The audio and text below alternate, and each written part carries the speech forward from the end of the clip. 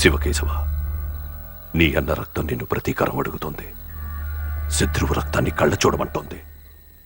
వెళ్ళు. వద్దు నాన్న, అన్నయ్యని పంపొద్దు నాన్న. అన్నయ్యకి ఏమైనా జరిగితే వద్దు నాన్న. అమ్మా! చిన్న పిల్లవి, పెద్ద మాటలు మాట్లాడుకో. వద్దండి. నా పిల్లలకి పుస్తకాలు చేతికిచ్చి చదువులు చెప్పించింది వాళ్ళు పట్టణానికి వెళ్ళి ఉద్యోగం చేస్తుంటే కళ్ళతో చూడాలని, వాళ్ళ శవాల్ని చూడాలని కాదు. మీరు రచ్చ కొడితే రచ్చిపోయే మనిషి అని ఆ నాగేంద్ర నాయుడుకు తెలుసు. అందుకే మీతో తగాదాలు పెట్టుకుని మన పెద్ద కొడుకుని పొట్టన పెట్టుకున్నాడు.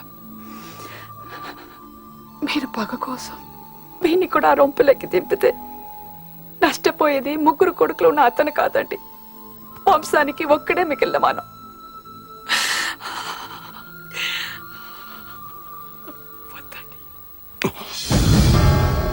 చూడవే, వాళ్ళందరూ పిల్లలు కాదా? వాళ్ళని అమ్మలు కనలేదా?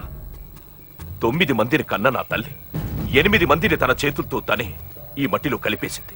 ఎందుకు? కుటుంబ గౌరవం కోసం. నాకు నా పెద్దవాళ్ళు ఇచ్చింది, నేను నా పిల్లలకిచ్చేది కూడా ఈ కుటుంబ గౌరవమే. నా అన్న ప్రతీకారం నేను తీర్చుకున్నాను. నీ అన్న ప్రతీకారం నువ్వు తీర్చుకో.